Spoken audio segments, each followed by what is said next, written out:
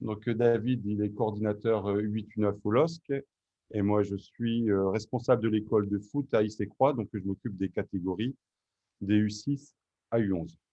Donc, on est très heureux de l'invitation de FC Kroll. Alors, nous sommes les traducteurs de livres Founigno de Horsvein en français. C'est un livre qui est paru en Espagne. C'était en quelle année? 2013. En 2013. Alors, pour vous présenter un peu le livre et la méthode, on va essayer de passer plusieurs points. Déjà, présenter l'auteur parce que ce n'est pas notre méthode. Nous, on est juste les traducteurs. Ensuite, on va essayer de se questionner ensemble sur qu'est-ce que le jeu. Enfin, de présenter le cadre pédagogique de la méthode, le rôle de l'éducateur qui va se trouver un peu, entre guillemets, bouleversé. On va changer un peu la place de l'éducateur. Et enfin, vous présenter un peu une séance type Founigno. Alors, Horsvein. Donc, Horsvein, c'est quelqu'un qui a eu une carrière dans un sport qui n'a rien à voir avec le football, qui était le hockey sur gazon, qui a eu une trentaine de sélections internationales avec l'équipe d'Allemagne. Donc, il est de nationalité allemande. Rapidement, il arrête d'être joueur pour devenir entraîneur et il a rapidement des succès en tant qu'entraîneur en hockey sur gazon. Savoir qu'à l'âge de 35 ans, il était déjà sélectionneur international au niveau du hockey. Donc, il participe aussi à différentes commissions avec la Fédération internationale de hockey. Il intervient sur les changements de règles sur le hockey, la fin du hors-jeu. Hockey sur gazon, on en parle aussi en ce moment, notamment pour le football. Et aussi sur les remises en jeu des coups francs où on peut commencer, enfin, remettre en jeu directement par la conduite. À côté de ça, c'est aussi un chercheur, puisqu'il était universitaire. Il a publié plus d'une trentaine de livres. Donc il est polyglotte dans différentes langues. Et, il publie 2 livres fondamentaux pour 2 sports différents. Donc des best-sellers, un sur le hockey qui s'appelle La science du hockey, qui a eu un grand retentissement dans la vision de l'entraînement du hockey, et son livre référence pour le football qui est Football a la medida del niño, donc en espagnol là cette fois-ci, qui a été traduit aussi dans différentes langues. Donc football à la mesure de l'enfant, football à la taille de l'enfant si on voudrait traduire correctement, ou football adapté à l'enfant. Et enfin, donc avec son introduction dans le monde du football, qui arrive dans les années, milieu des années 80. Donc là, c'est au travers d'un hasard. Il se retrouve en stage avec la fédération italienne de hockey, il a été donc sélectionneur allemand. Il a été sélectionneur aussi avec la sélection espagnole de hockey, avec laquelle il a gagné une médaille d'argent aux Jeux Olympiques. Mais il devient aussi directeur de la fédération espagnole et après plus tard directeur de la fédération italienne de football. Et dans les années milieu des années de hockey, pardon, au milieu des années 80, il se retrouve à Barcelone sur un stage d'entraînement avec la sélection de hockey. Et les terrains d'entraînement ne se trouvent pas loin du Camp Nou. Et il y a un Karl Ressach qui était le directeur de la formation de Barcelone, qui a l'habitude de garer sa voiture pas loin des terrains d'entraînement du hockey. Et à chaque fois qu'il passe par là, qu'il rejoint sa voiture, il voit un Horsvein entraîner son équipe au hockey. Il est interpellé par ses méthodes d'entraînement. Et c'est là qu'il noue un dialogue entre ces 2 personnes. Et Karl Ressach a ces mots terribles à Horsvein. Il lui dit: tu te caches derrière un sport qui est complètement méconnu alors qu'on a besoin de toi dans le football.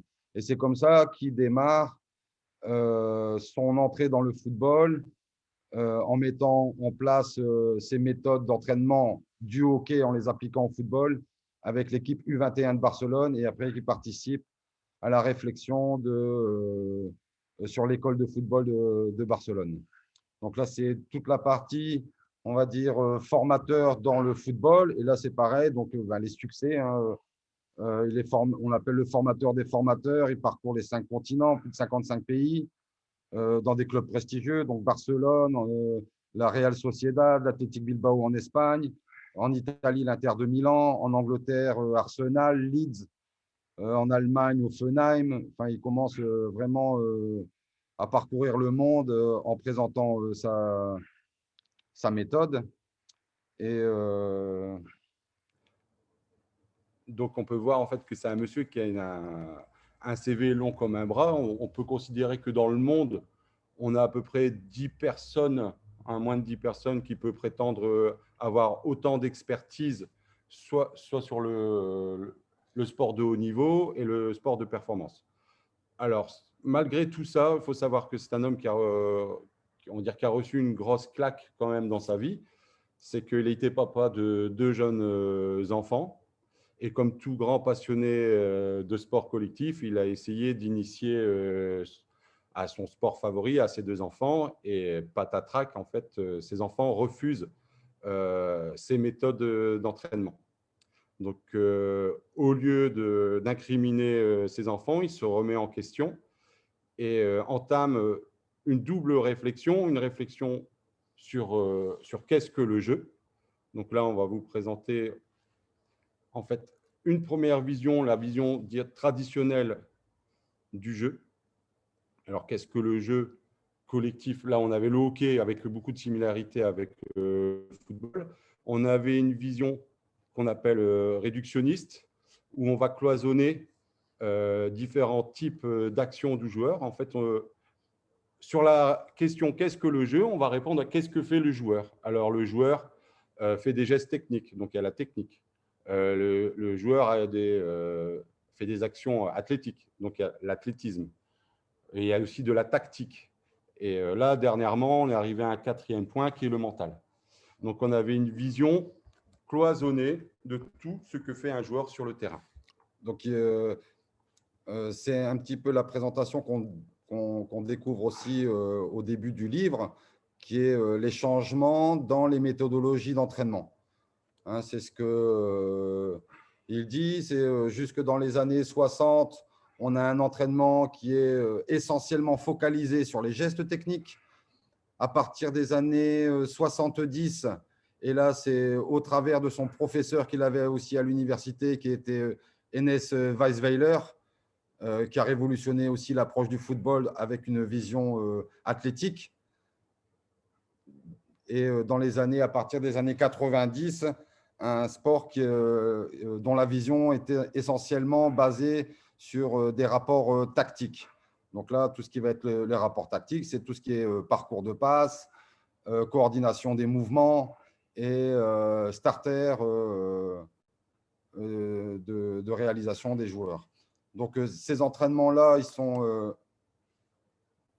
séparés. On sépare les différents secteurs d'activité du joueur en espérant que dans le match, les joueurs vont pouvoir les réunir une fois qu'ils seront dans le jeu. On a un entraînement en fait qui est décontextualisé. C'est cette première vision. Une deuxième vision. Donc là, c'est la vision qu'il propose. Et là, sa réflexion, elle démarre plus de qu'est-ce que font les joueurs, mais quel est l'environnement dans lequel sont plongés les joueurs. Donc, quel est leur cadre? Quel est le cadre dans lequel les joueurs agissent? Et là, le jeu, il est plus séparé par leur activité, mais par des caractéristiques. Donc, il est non linéaire, le jeu est complexe et le jeu est imprévisible. Hein, donc, les joueurs vont devoir avoir des compétences qui sont différentes, c'est-à-dire que s'il est non linéaire, ils vont devoir avoir une grande variabilité dans leur jeu.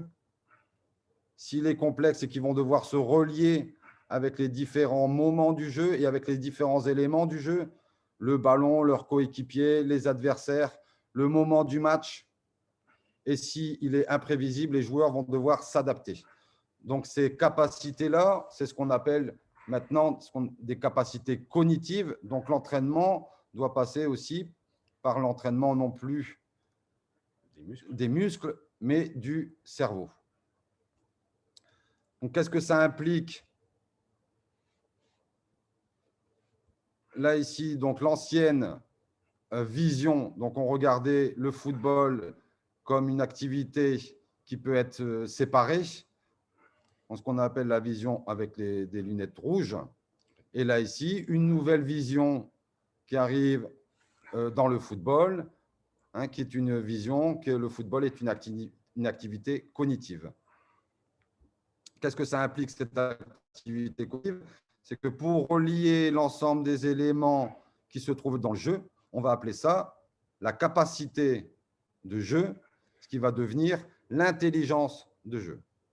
Et l'intelligence de jeu, elle se fait au travers d'un nouveau cadre d'entraînement qui est le jeu simplifié. Donc là, Horsveil nous a répondu en fait, ici à la première question, qu'est-ce que le jeu et comment je peux l'entraîner, dans quel cadre? Donc, la capacité première, c'est l'intelligence de jeu, et le nouveau cadre identifié ici, c'est le jeu simplifié. La deuxième question qui était posée par les enfants, c'est est-ce que ce jeu simplifié est valable pour l'enfant le long de son processus de développement? Je veux dire, est-ce qu'il est valable à tous les âges? Ici, il va nous proposer… Et quel est le jeu simplifié qui est le mieux adapté à un moment, à un âge particulier? Et c'est là qu'il va nous proposer ce qu'il a appelé son escalier de développement du joueur, hein, donc depuis son initiation au football jusqu'à l'arrivée du football à 11. Donc sur la gauche, on voit que pour cet escalier-là, on avait deux marches. C'était dans de nombreux pays qui étaient le football à 7 et le football à 11. Nous, en France, on a le football à 8, donc pas le football à 7. Plus tard, on a eu aussi le football à 5 pour les catégories jusque U9. Horsveil nous propose un autre escalier selon les phases maturatives de l'enfant qui démarre avec Funinho, en passant par Forminho, ensuite football à 7, football à 8, pour arriver jusqu'au football à 11. Donc, ces étapes-là, elles sont calquées plus ou moins, entre guillemets, sur les recherches qu'il avait fait sur le constructivisme et au travers de Jean Piaget, sur les stades de développement des enfants et sur leurs capacités cognitives. Alors, on voit deux choses qui peuvent être importantes. C'est qu'avant la marche Funinho, il n'y a rien du tout. Ça veut dire que pour Horsvein, l'initiation véritable du football, en fait, commence à l'âge de 7 ans, hein, en 8. Et dire avant, en fait, il peut avoir des activités sportives, mais qui n'ont pas encore à voir avec le football. Qui ne sont pas spécifiques. Qui ne sont pas spécifiques football. Ça veut dire, deuxième étape, Forminho, on voit que la deuxième marche est nommée, 5 contre 5. Je pense que Nicolas, aussi l'ouvrage qui existe uniquement ici en anglais. Et après, vous voyez, les autres marches ne sont pas nommées. On a football à 7, football à 8. Malheureusement, pour tout le monde, en fait, Horsvein est décédé vraiment au début en fait, de l'arrivée de cette deuxième marche, le Forminho. Et qu'elle n'a peut-être pas été aussi développée que la première marche qui est Funinho. Donc Funinho, qui est la marche qui s'adresse aux enfants du primaire, hein, on va dire, de 7 ans jusqu'à 10 ans. Hein, quelle est la particularité de cet escalier?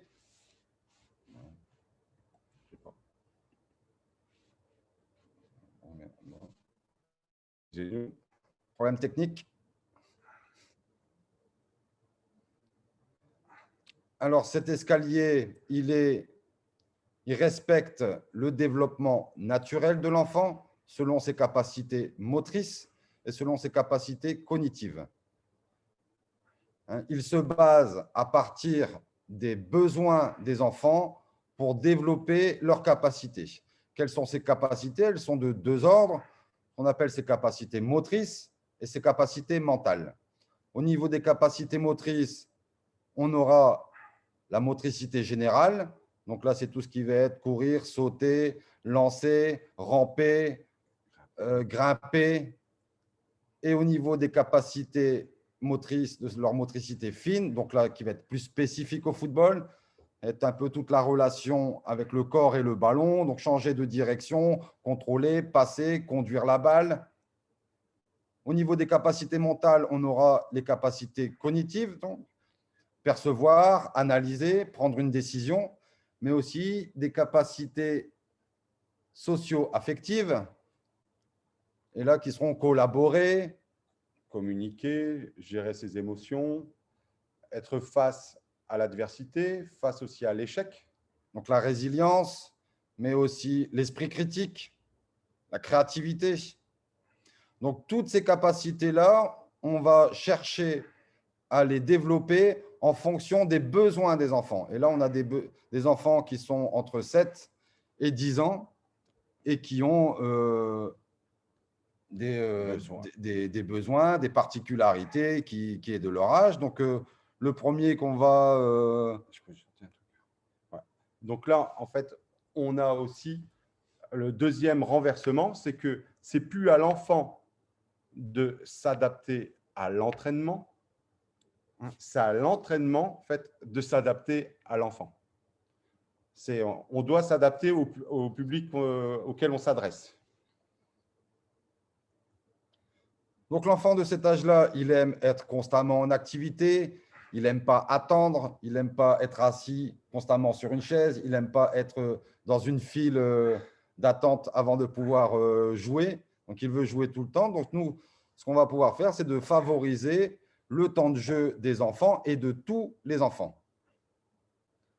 Il est égocentrique, donc il pense déjà beaucoup, il pense beaucoup en lui-même et il commence aussi à découvrir, qu'on verra par la suite, à découvrir ses relations sociales au travers de ses copains. Donc là, comme il est égocentrique, on va organiser plus des compétitions de 1 contre 1, de 2 contre 2 et de 3 contre 3. Sa capacité d'attention est limitée. On l'a vu, comme il aime être en activité constante. Donc là, on va aussi favoriser un entraînement qui est varié. En général, faire un jeu différent tous les 15 minutes. Il commence à découvrir donc, la coopération au travers de ses copains, de son copain. Donc, on va essayer de faire des jeux où la coopération sera essentielle. Pourquoi les 2 contre 2, 3 contre 3? Donc, c'est vraiment les débuts des bienfaits de la coopération, de la communication. Et enfin, au niveau football, il ne comprend pas forcément toujours ses fonctions en attaque ou en défense. Donc là, on va vraiment éviter tout ce qui va être de parler de tactique.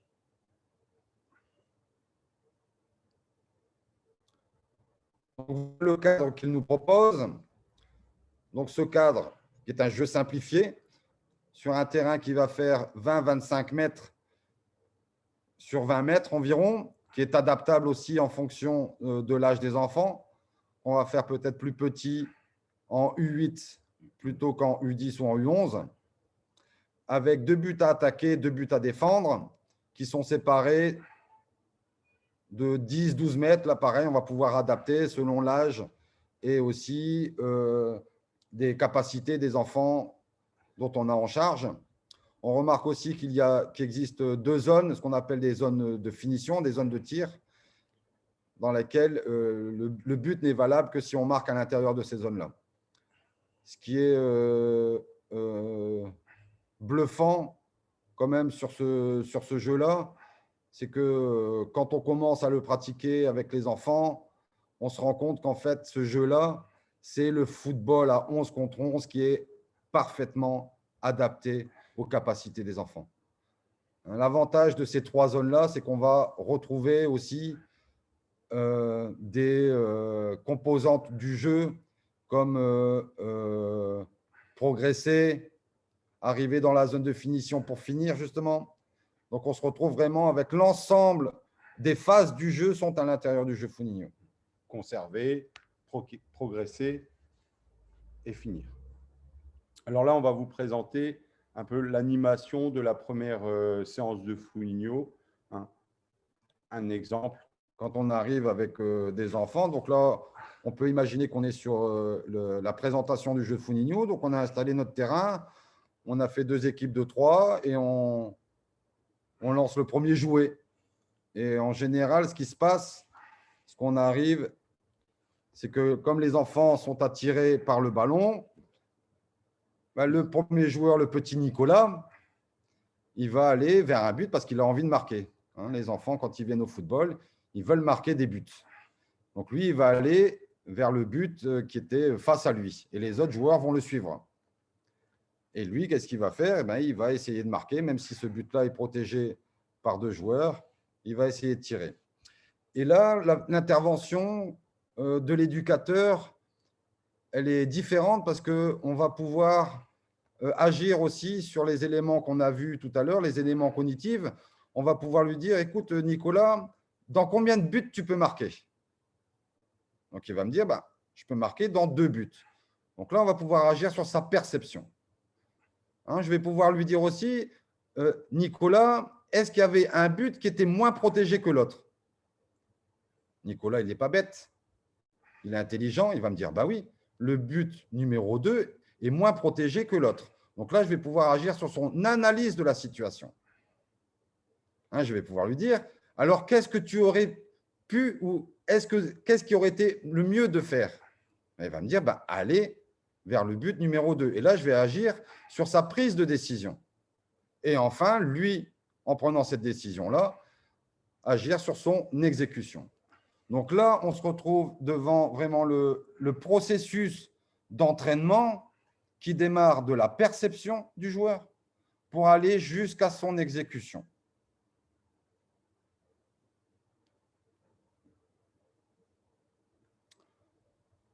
On revient en arrière. Là, ici, toujours la même situation. Et là, ici, on ne va plus agir sur Nicolas qui a le ballon, mais sur son coéquipier qui n'a pas de ballon. Et là, on va avoir exactement, on va pouvoir agir de la même façon sur le joueur qui a le ballon comme sur le joueur qui n'a pas le ballon. Hein, on sait qu'au football, dans le football à 11, les joueurs n'ont pas plus de 3 minutes sur les 90 minutes d'un match le ballon. Donc, c'est vraiment très important d'agir sur les joueurs qui n'ont pas le ballon. Et là, on va avoir exactement la même réflexion avec cet enfant. On va pouvoir lui poser écoute, est-ce qu'il y a un but qui est moins défendu que l'autre? Il va me dire oui, le but numéro 2. Alors, qu'est-ce que je dois faire? Est-ce que je dois aller vers le ballon ou est-ce que je dois plutôt aller me positionner devant le deuxième but qui est libre? Il va me dire, bah, aller vers le deuxième but qui est libre. Donc là, pareil, on va agir sur son analyse, sa prise de décision et son exécution. Donc, on voit bien que dans un jeu qui est simplifié, on va pouvoir amener les enfants à réfléchir sur leur action dans le jeu. L'expression, on va dire souvent de Horsven, c'est que les enfants arrêtent de jouer comme des animaux, hein, et qu'ils commencent à jouer un peu avec leur cerveau. On peut voir aussi sur ce défilement qu'on peut aussi travailler l'exécution. Dire Funinho, par exemple, ici, sur cette deuxième situation, hein, on peut travailler sur le placement plus précis du joueur qui fait l'appel sur le deuxième ballon. C'est son positionnement. Est-ce qu'il se positionne au deuxième poteau ou au premier poteau? Dans quel pied passer aussi sur le deuxième joueur, si c'est le pied le plus éloigné ou le pied le moins éloigné pour pouvoir marquer le but le plus rapidement possible. Donc, on voit avec ce processus d'entraînement, on stimule l'enfant par des questions. Ce n'est plus l'éducateur qui va donner des réponses. Il va, par un jeu de questions-réponses, justement stimuler chez le jeune joueur sa lecture de jeu. C'est-à-dire, à chaque situation, l'enfant doit être en mesure de trouver une solution. C'est la grande réussite de Funinho, c'est créer un jeu qui soit adapté à l'enfant, ça veut dire que l'enfant comprenne l'entièreté de ce qui se passe à l'intérieur du terrain, puisqu'il est simplifié. On est 3 contre 3, ce n'est pas quelque chose qui est complexe, comme un 5 contre 5 qui est déjà beaucoup plus complexe, un 8 contre 8 pour les U10, U11, où il y a trop d'interactions entre les joueurs. Là, il va pouvoir percevoir les éléments pertinents du jeu, les analyser et prendre la meilleure décision en fonction de la situation vécue. Donc, non seulement les joueurs vont prendre des décisions, mais ils vont prendre les bonnes décisions. Et c'est ça qui fait la différence dans le football. C'est de prendre la bonne décision. Généralement, il vaut mieux qu'un enfant rate son exécution en ayant pris la bonne décision, avoir la bonne intention de jeu, plutôt que de réussir l'exécution avec une mauvaise intention de jeu. Ça veut dire que si là, il force sur le but numéro 1 pour marquer le but et qu'il réussit le but, est-ce que c'est bien joué ou mal joué? Et c'est de faire en fait sensibiliser les enfants justement au beau jeu, au jeu qui est correct. Et l'ensemble, dans le livre, on a… donc ça, c'est ce qu'on appelle le jeu officiel. Et dans le livre, on a une trentaine de jeux différents pour stimuler leur intelligence et leur créativité. Au niveau de l'entraînement, donc on a vu la taille du terrain de Founigno. Donc là, il correspond à 1/8 du terrain de football à 11. Donc sur un terrain de football à 11, on peut mettre jusqu'à 8 terrains de Founigno. Sur le terrain de Founigno, on va pouvoir aussi l'aménager rapidement. Donc, le côté modulable de ce cadre, on va pouvoir l'aménager en faisant des 2 contre 2. Là, ici, au niveau des distances, nous, au niveau de notre expérience et aussi sur les jeux 2 contre 2 qu'avait proposé Horsvein dans son livre Football à la medida del niño, les distances qu'on préconise, c'est à peu près là, ici, 16 mètres par 20 mètres, donc un terrain qui est plus long que large. Puisque dans le jeu à 2, on va plus favoriser la profondeur dans le jeu pour retrouver des 1-2. Donc là, forcément, ce qu'on va faire, c'est qu'on va juste rapprocher les buts. Alors, si vous avez des mini-buts, c'est magnifique, parce que les enfants, ils préfèrent marquer, même si c'est des petits buts, ils préfèrent marquer dans des mini-buts qu'au travers de cônes. Donc là, on a juste à les rapprocher pour avoir vraiment les 4 mini-buts dans le terrain de 2 contre 2. Mais on va pouvoir aussi organiser des 1 contre 1. Donc là, les distances qu'on préconise pour rester sur les mêmes rapports, c'est 16 mètres par 16 mètres environ. Et là, pareil, on aura juste à déplacer 3 buts une fois qu'on aura installé notre terrain de Founigno. Donc là, vraiment, l'avantage de cette méthode, c'est qu'elle est simple à mettre en place.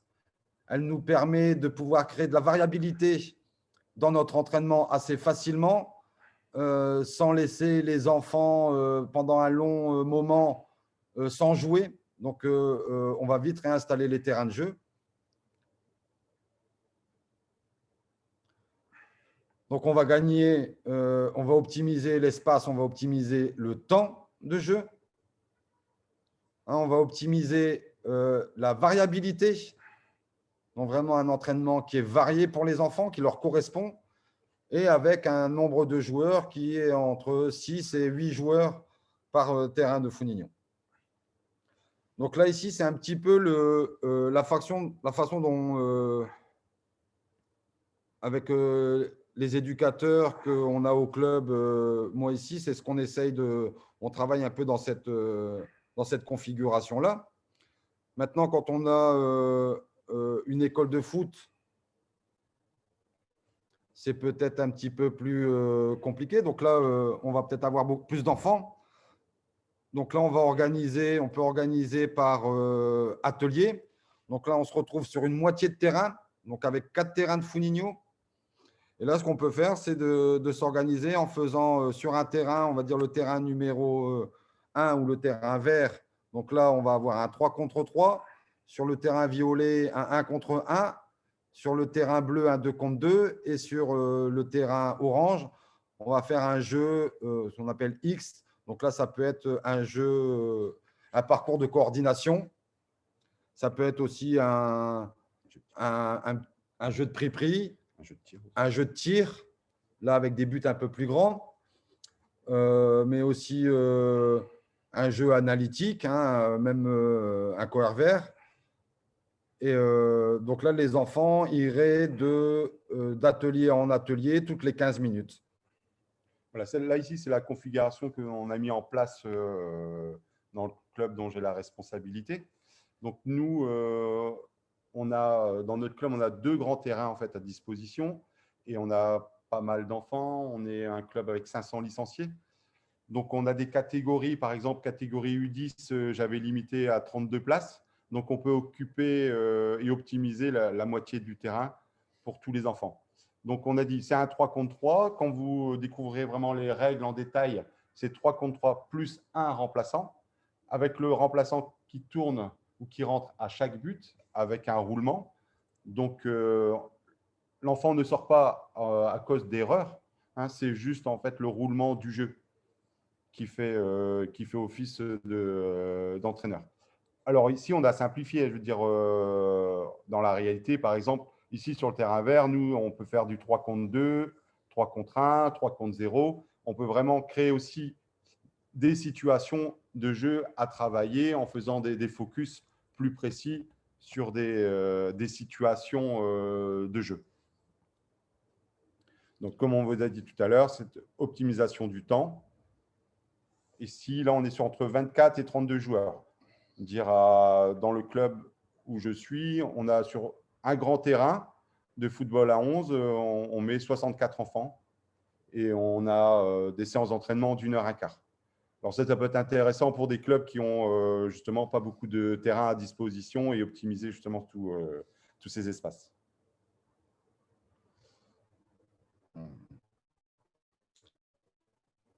Donc voilà, on termine sur le Foligno. Peut-être rajouter des choses. Ça veut dire que vous avez vu la distance entre les 2 buts. Là, si c'est des 12 mètres, on peut vraiment jouer aussi sur la distance de ces 2 buts.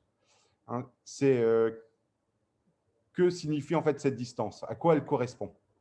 Eh bien, elle correspond tout simplement à la distance de passe de la capacité des enfants en fait. Et on peut jouer. Ça veut dire que pour les 8, on peut rapprocher. Hein, ils ont une distance de passe entre 8 mètres et 10 mètres. Selon leur capacité aussi, selon le groupe d'enfants qu'on a en charge.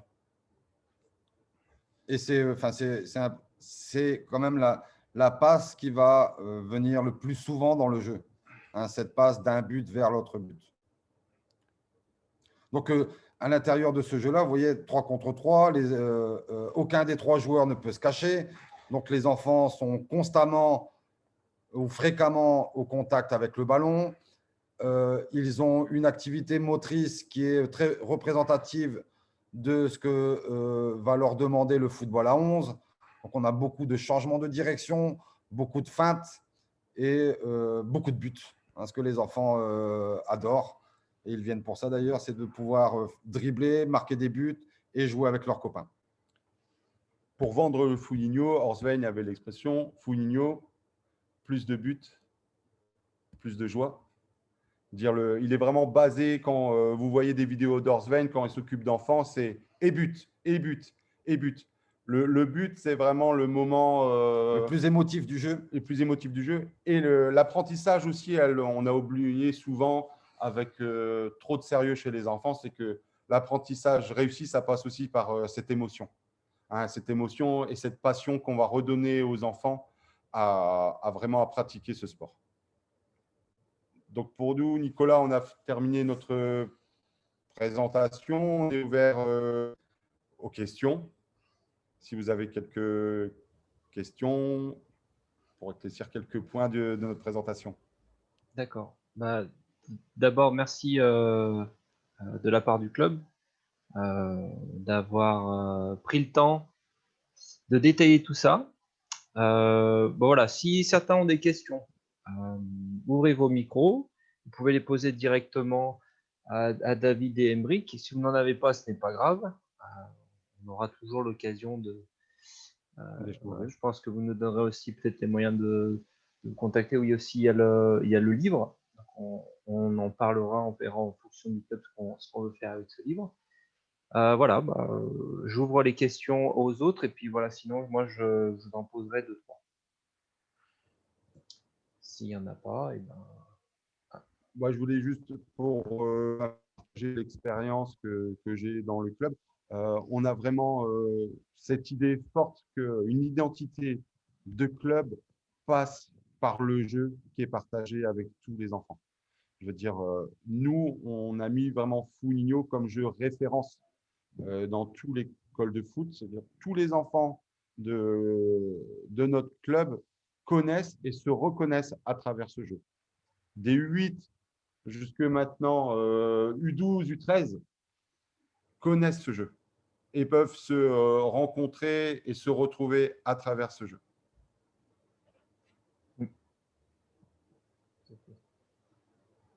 Écoute, moi je vais ouvrir une question alors si personne se lance. Bon. Bonsoir. Oui, vas-y Olivier du coup. Ouais, merci. Bonsoir à vous deux et merci pour la présentation.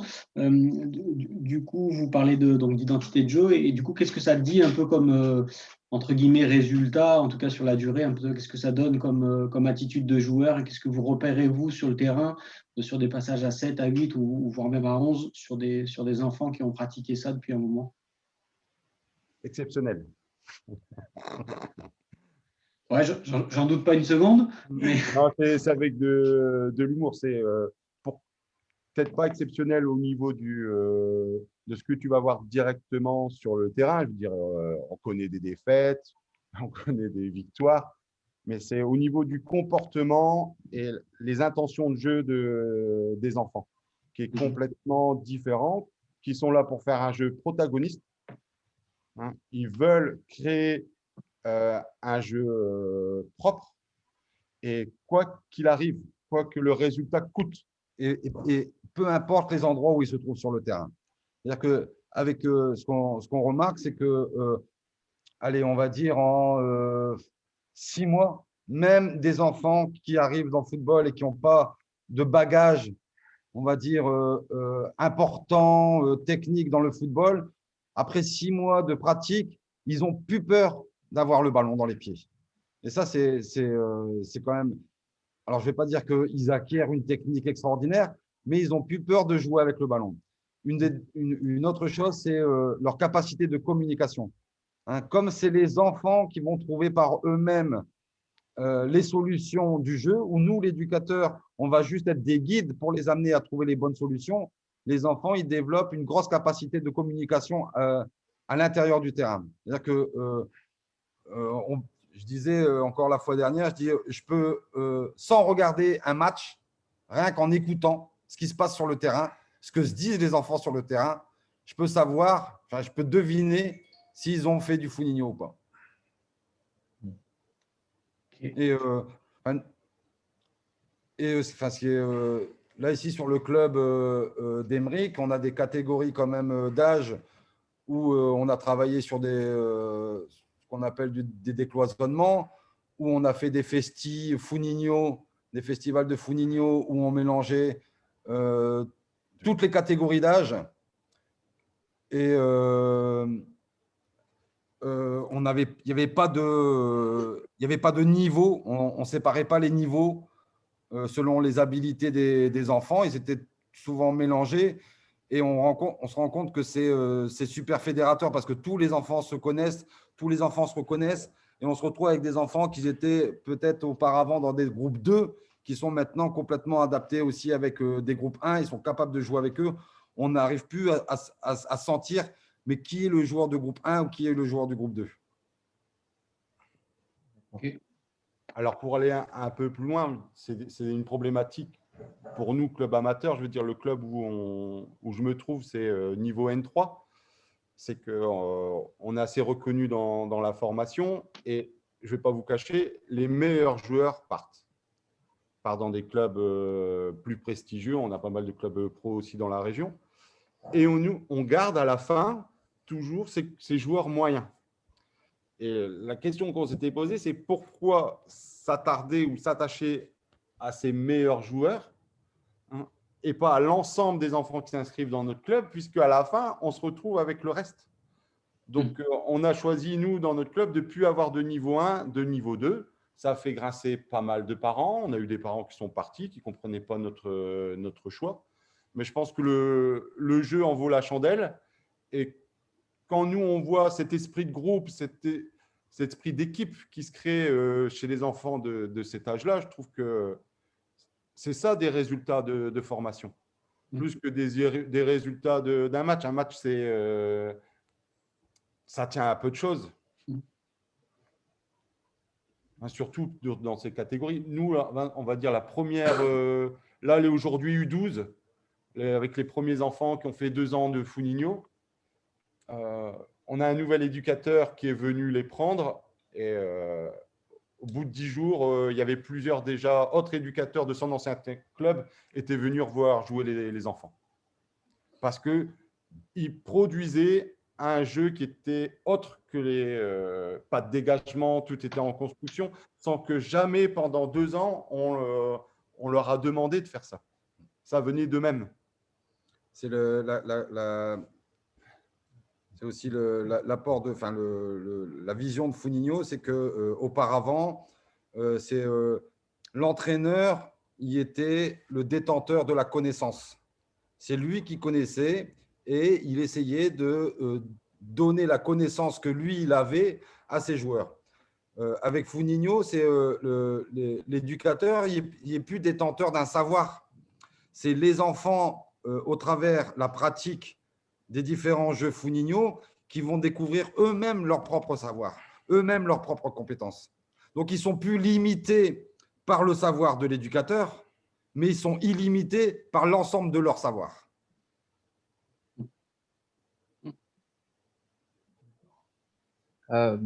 Du coup, je vais rebondir avec une question sur ce que tu viens de dire. Quel est pour un éducateur qui peut être expérimenté, donc ça va être 2 questions en une, un éducateur expérimenté, comment est-ce qu'il reçoit la méthode Funinho, et un éducateur débutant? Est-ce que par l'expérience et la mise en place que vous avez depuis quelques années, qu'est-ce que vous pourriez nous dire là-dessus? Qu'est-ce que ça apporte à un éducateur qui ait de l'expérience et qui n'ait pas d'expérience? Ça dépendra toujours de la personne. Et qu'est-ce qu'une expérience?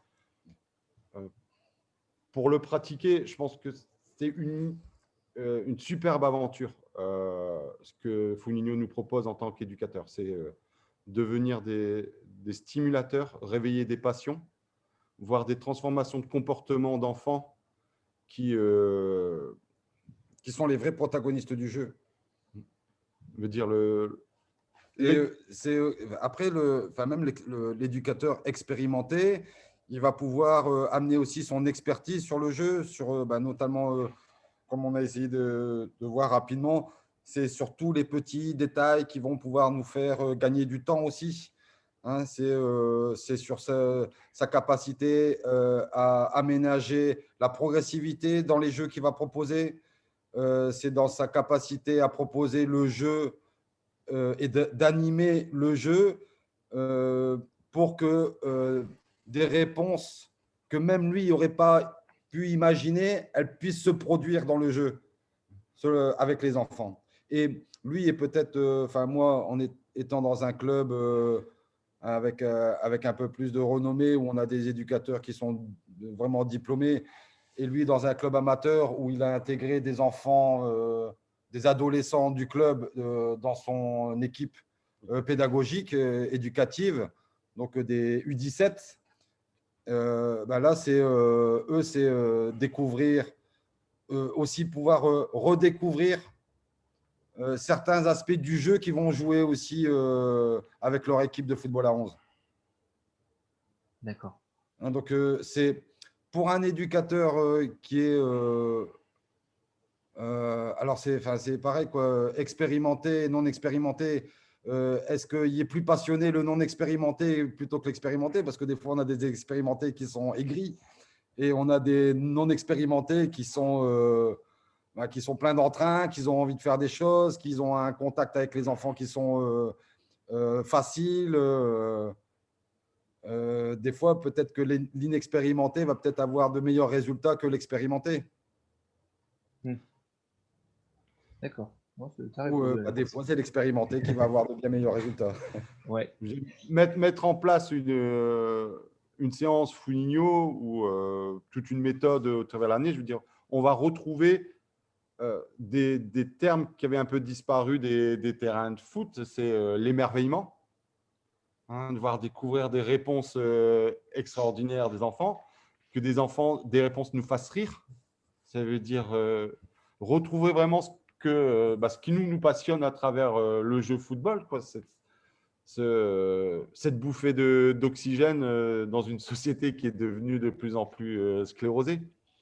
Retrouver ce terrain vert où on a de la joie, des rires, de la performance, cette volonté de mieux faire, se donner à fond pour son copain. Je veux dire, c'est pour ça qu'on est autour de ces terrains verts. Puis donc, tu dirais que quelque part, on a retrouvé un peu les racines du jeu, le pourquoi on a voulu jouer à ce jeu-là dès le départ, quoi, en tant qu'enfant. Honnêtement, enfin, nous, moi, il y a de ça 5 ans, c'est un responsable de l'école de foot dans le club où est Emeric qui m'avait demandé, moi je suis arrivé dans ce club-là avec mes garçons, et c'est en parlant avec le responsable de l'école de foot de ce club-là, on discutait quand même fréquemment, et un jour il me dit, écoute, tu n'as pas envie de devenir éducateur? Donc on m'avait donné en responsabilité un groupe de U13, ce qu'ils appelaient niveau 2. Donc j'avais accepté. C'est à ce moment-là aussi que j'ai découvert Foligno. Ça a été quand même, nous découvrir Foligno, en fait, on n'était pas dans le, on a été footballeur toute notre enfance et un petit et plus, mais on n'était pas vraiment dans le milieu du football. On rentre dans le milieu du football par nos enfants, en tout cas de l'entraîneur. Et Foligno, c'est tout de suite ce qu'on on s'est rappelé notre enfance. Ouais. C'est pour ça qu'on s'est dit, c'est ça qu'on veut faire, parce que c'est ça le football qu'on aimait. Et c'est vrai que ça peut détonner un petit peu, parce qu'on l'a fait aussi avec des U13, et on a eu des super retours. C'est de voir les enfants arriver en courant aux séances d'entraînement. C'est voir des enfants qui nous disent à la fin de l'entraînement, c'est déjà fini. Tu as tout à fait raison. Orswein, ça a été au Foligno, dans certains pays, il est quand même considéré comme la renaissance du football de rue. Donc c'est un état d'esprit. Et on pourrait, moi je pense, aller plus loin, c'est la renaissance du football de notre enfance. Moi, deux questions encore. Du coup, est-ce qu'il est imaginé, prévu ou mis en place, ou je ne sais quel terme employer, une sorte de programmation annuelle, et en tout cas comment on évolue dans la saison avec cette méthode-là, sur une séance, sur un cycle, etc., etc. Et du coup, la deuxième question qui n'est pas forcément liée, dans la présentation que vous avez fait, une des peut-être des remarques ou des questions, c'est quelle est finalement la place de l'éducateur dans cette séance-là, et notamment sur l'aspect avec ces découpages par mini-groupes. Voilà, quelle est la place de l'éducateur? Est-ce que c'est tournant? Est-ce que ça ne l'est pas? Et du coup, comment son groupe est peut-être éventuellement divisé par rapport à des groupes match où on est sur des compétitions finalement organisées et programmées de type 7 contre 7, vous en parlez tout à l'heure, 8 contre 8, etc. Je ne sais pas si c'est bien clair ce que j'ai en tête.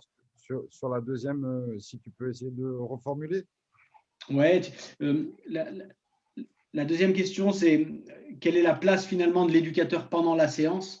Parce que du coup, il y a des micro-terrains qui sont proposés avec finalement des séquençages différents, 1 contre 1, 2 contre 2, 3 contre 3 et plus éventuellement. Et du coup, comment l'éducateur fait l'aller-retour finalement avec son groupe qu'il a, j'imagine, pas forcément en totalité, en globalité, quoi. Alors sur la première question, une programmation. Alors, la programmation, elle doit suivre une progression, une progressivité. Hein, donc, Horsvein avait quand même pas mal étudié Piaget.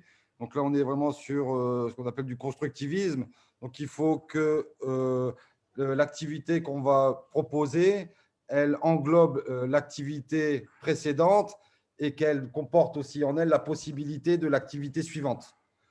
Donc, dans le livre, il y a une proposition de programmation qui est faite par l'auteur, hein, qui est que nous, on a proposé comme un calendrier, en fait, hein, sur toute une année. Donc, au niveau de la progressivité, là, on va aller, si vous préférez, pour que le but soit valable, tous les joueurs doivent avoir touché le ballon, jouer en une touche de balle, pour marquer le but en une touche de balle, que les passes soient à ras de terre. Donc, vraiment, sur la variabilité du jeu, on va pouvoir proposer une progressivité, mais nous, par exemple, au LOSC, on a fait un autre type de programmation qui est par cycle. Et là où on a fait plus par thème. Donc là, c'est sur le jeu A3 où on a identifié 3 fonctions dans le jeu A3, donc qui est le soutien, l'appui et le relayeur.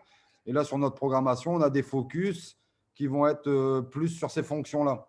On va dire, par exemple, sur le cycle, sur le premier cycle, on va essayer de voir et de proposer des jeux dans lesquels on va plus insister sur le rôle du soutien. Donc là, c'est comment il doit se positionner, le soutien dans le jeu en triangle, qu'est-ce qu'il va rechercher, quels vont être ses types de déplacements, avec quel pied il va contrôler le ballon, avec quel pied il va faire la passe, comment il va les presser. Sur le joueur en appui, sur le deuxième cycle, là, c'est pareil, comment il va se déplacer, comment il va s'orienter au niveau du corps par rapport au jeu, par rapport au but, par rapport aux défenseurs. Et on va construire sur les séances, tout en respectant une progressivité, donc sur les jeux 1 contre 1, 2 contre 2, 3 contre 3, un peu ces rôles-là qui vont à chaque fois revenir. Hein, mais après, c'est aussi libre à vous de proposer une programmation, mais qui doit respecter une certaine progressivité. Là, ici, dans le livre, la progressivité, elle démarre, c'est sur des 3 contre 0. Donc, dans un 3 contre 0, on va dire des enfants qui démarrent le football, 3 contre 0, les enfants vont découvrir l'espace de jeu. Donc, dans cet espace de jeu-là, quelles vont être les distances de passe que je vais avoir dans le jeu? Quelles vont être les distances que je vais devoir parcourir dans le jeu? Et ensuite, progressivement, on va introduire un défenseur, donc 3 contre 1. Ensuite, un deuxième défenseur, 3 contre 2, ou un défenseur plus un autre défenseur qui vient en poursuite depuis derrière les 3 attaquants ou depuis le côté du terrain, pour arriver au 3 contre 3 et l'ensemble de ces différentes variantes. Et sur la deuxième, tu veux rajouter quelque chose peut-être? Oui, moi je peux aussi faire un découpage par catégorie. Ça veut dire que moi j'ai en responsabilité U8, U9, U10, U11.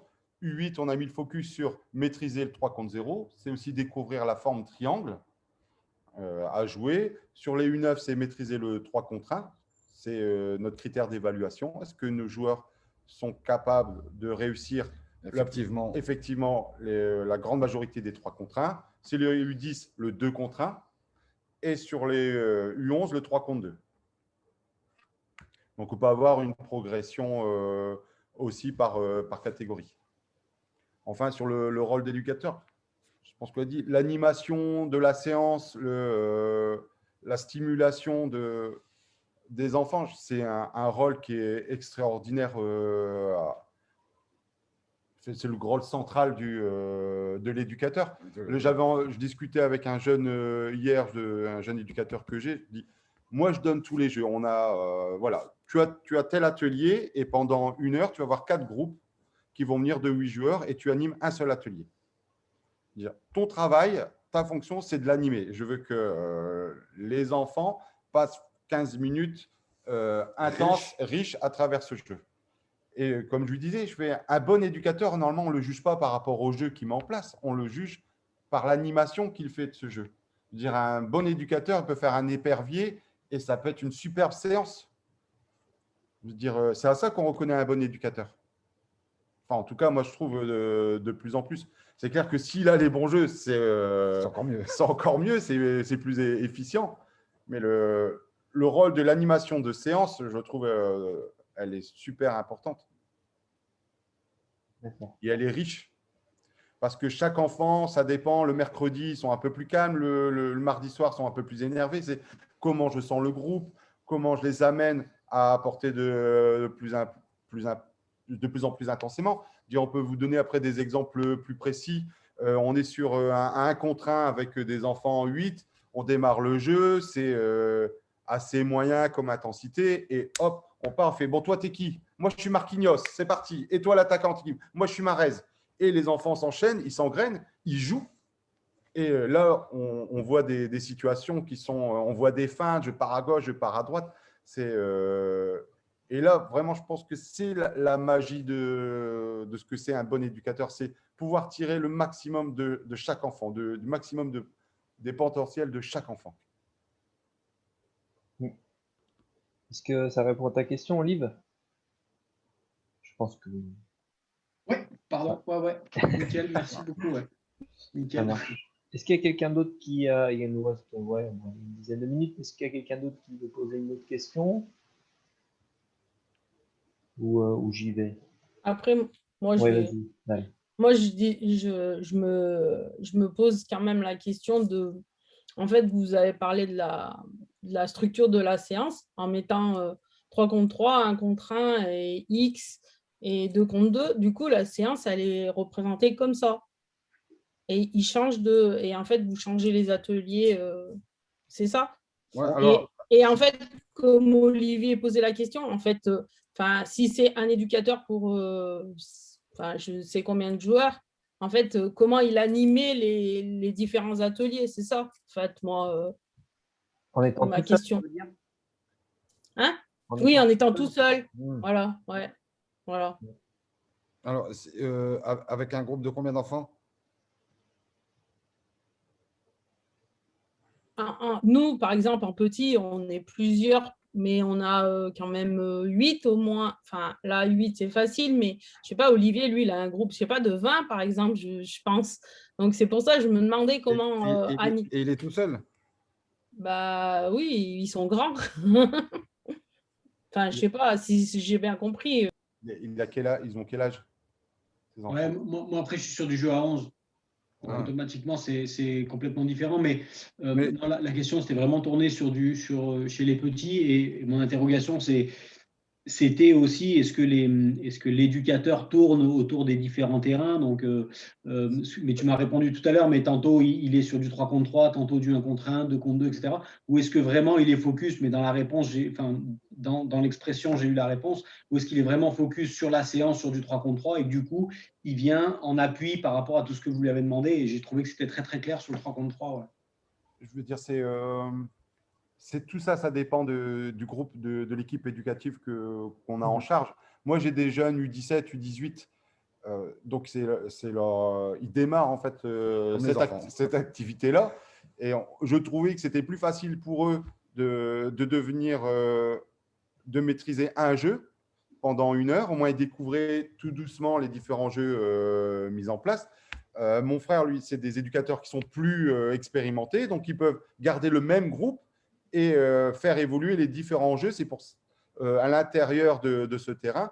C'est pour ça qu'on vous montre 2 façons de faire. Et ça peut être aussi une discussion avec les éducateurs. Oui, tout à fait. Je disais, c'est que l'important, c'est que l'entraînement ne démarre pas par un échauffement, il démarre par un jeu. Il disait, comme ça, on apprend les enfants à être ponctuels. Comme les enfants ils veulent venir jouer, donc si on démarre par un jeu, ils savent qu'il faut arriver à l'heure à l'entraînement. On a déjà une composante éducative qui vient là. Donc, l'entraînement démarre par un jeu et il termine par un jeu.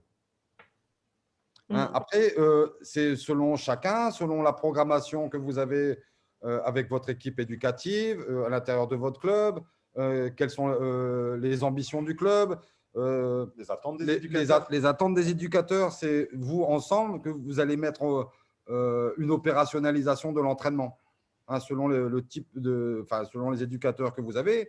Vous pouvez avoir des éducateurs expérimentés et d'autres un peu moins expérimentés. Et comment vous allez organiser un petit peu tout ça. Ce qui est important, c'est de bien comprendre, c'est qu'on est sur de la progressivité, donc avoir de la progressivité dans les jeux, d'avoir de la variabilité dans l'entraînement.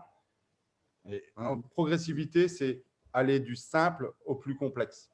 On avait dessiné une autre progressivité, c'est jouer, découvrir l'enfant découvre le jeu, reconnaître, il reconnaît le jeu, il reconnaît les situations de jeu, et enfin créer. Il devient créatif en fonction de cette situation de jeu. Par rapport au football à 11, donc nous, on est vraiment spécialisé, on adore ce football à 8 et cette catégorie d'âge. On a eu aussi, on était aussi en discussion avec des entraîneurs, mais là, football à 11, qui mettent en place la périodisation tactique. Et ils réutilisent en fait le Fouinho et le Forminho aussi en parallèle aussi avec les différents jeux de position qui sont un peu plus larges. Et aussi, ils redessinent leur terrain d'entraînement comme des mini-ateliers où ils font tourner leur effectif. Vous voyez, où il y a moins de temps d'attente et les joueurs, où il y a plus de dynamisme au sein de la séance d'entraînement. Mais oui, j'ai vu le lien quand tu parlais de ce que vous viez du coup, Aline, en termes de programmation avec les fonctions de chaque joueur, celui qui est en soutien, celui qui est en appui. En fait, c'est une décomplexification du jeu de position. Je commence à introduire certains rôles que fait Olivier d'ailleurs avec ses U17, mais que du coup, on met déjà sur du 3 contre 3, peut-être avec potentiellement des U8 et des U9, ce qui fait qu'on gagne du temps. Et qu'on peut faire des choses plus complexes après sur du foot à 11. Et comme tout le monde veut, voilà, il faut qu'il y ait des bases. Donc les bases ont été redéfinies par la présentation que vous avez faite. C'est que la base est plus une base d'intelligence qui devient après une intelligence collective, mais plutôt qu'une base technique. Et c'est là où je voudrais que toute l'équipe qui est là reconnaisse peut-être la différence avec ce qu'on fait, même s'il y a beaucoup de similitudes. Voilà, la façon dont est organisée la progression entre le 3 contre 3, le 5 contre 5, ben voilà, elle existe en France. Elle existe dans plein de pays. Que ce soit venu d'Orswein ou que la fédération l'ait repris ou tout ça, enfin toutes les fédérations ont repris les idées d'Orswein. C'est pas de dire que le Founinho est quelque chose de nouveau, c'est quelque chose qui revit un petit peu simplement par le fait que le focus se fait au niveau plutôt de l'intelligence et de cette manière de gérer l'environnement de l'entraînement plutôt. Voilà, c'était plutôt. J'ai demandé la formation, c'était plutôt pour ça. Si vous voulez, c'est que ce que je voudrais que le club puisse faire, c'est qu'il puisse découvrir en fait toute la multitude d'idées, de méthodologies qui existent, reconnaître aussi par rapport à ce qu'ils font déjà, parce qu'il y a des choses qui sont dans Founinho qu'on fait déjà, et puis se dire, bah voilà, qu'est-ce qui me plaît, qu'est-ce que je veux intégrer dans la façon dont je travaille, qu'est-ce qui correspond à mon club aussi, qu'est-ce qui correspond aux joueurs. Et voilà, le travail qu'on fait avec toutes ces formations, on en aura d'autres.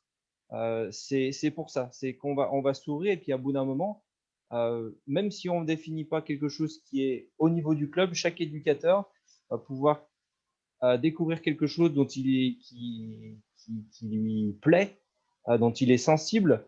Et moi, je trouvais que c'était important de commencer par le Founinho parce que voilà, moi, les mots émerveillement, les mots s'amuser, les mots football de notre enfance, c'est quelque chose qui sont importants pour moi et qui sont, je pense, aussi importants au club. Et c'est pour ça que je voulais vous faire découvrir, moi, cette méthode-là qui, je pense, nous parlera, nous, au niveau du club. Voilà, bon, c'est pas une conclusion, hein, loin de là, mais c'est, si tu veux, voilà. Après, je peux rebondir oui, vas-y. Voilà, je pense qu'on arrive vraiment sur sur une question qui est centrale, c'est ce que tu dis, c'est le technique, l'exécution, où on trouve souvent d'excuses. Je fais oui, mais il faut travailler la technique, c'est pas faire de passe. Il faut travailler la technique, c'est pas faire un contrôle. Je pense, avec les neurosciences, on a beaucoup regardé aussi ce qui se passe dans les neurosciences et un peu les résultats qui sortent de ces études. Et comme tu disais, tous les pays ont fait un escalier. Mais à quel âge correspond cet escalier? Il n'y a personne qui arrive à nous répondre. Et les neurosciences nous aident à définir les différents stades de développement de cet escalier. Et ça tombe, et l'escalier d'Horsvein, il tombe vraiment bien, je trouve, sur ce développement du cerveau humain. Ouais. On a vraiment ce qu'on appelle la production synaptique, ça veut dire l'âge où le cerveau va produire le maximum de relations entre les neurones. On est à peu près jusque 10 ans. Donc, le focus jusqu'à cet âge-là, c'est l'intelligence. C'est là où le cerveau va créer le maximum de voix. La découverte de différentes situations de jeu. Après la production synaptique, ils appellent ça l'élagage synaptique. Ça veut dire que les parcours, les routes les plus efficientes.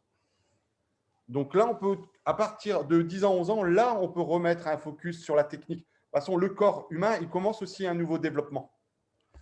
On a toujours pensé un peu assez rigolo ou étrange de focaliser de la technique sur un corps d'enfant, en sachant que plus tard, de toute façon, son corps aura changé. Et il valait mieux se concentrer une fois qu'il a atteint son corps d'homme, justement, toute cette gestuelle.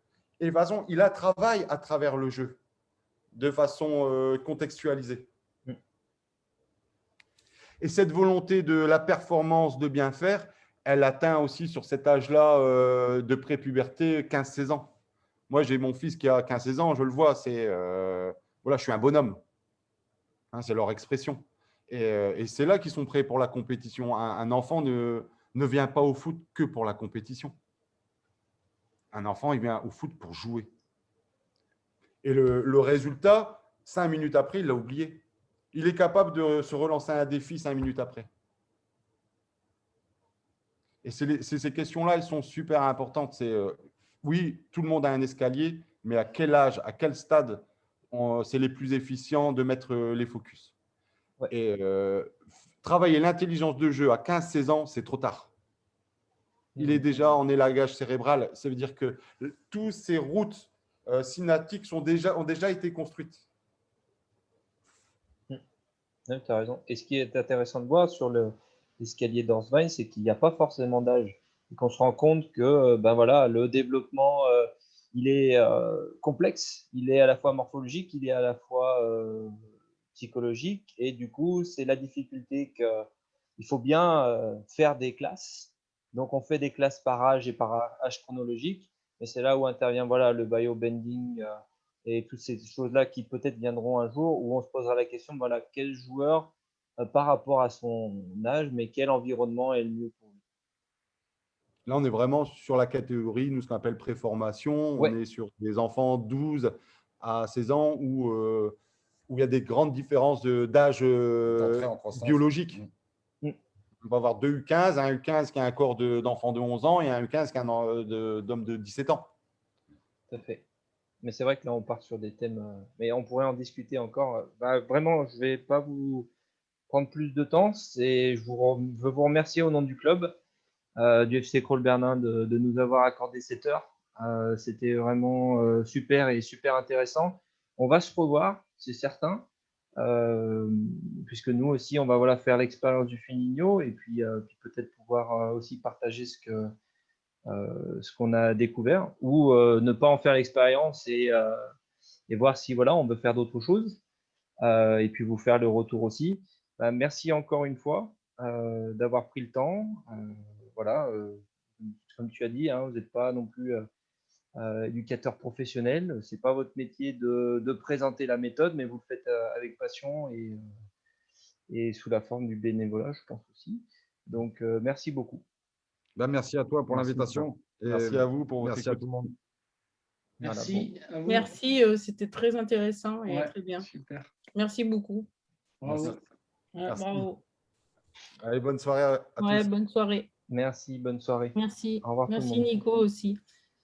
Au revoir tout le monde. C'est une super Nico, faut que tu nous mettes ça en place là. Ouais.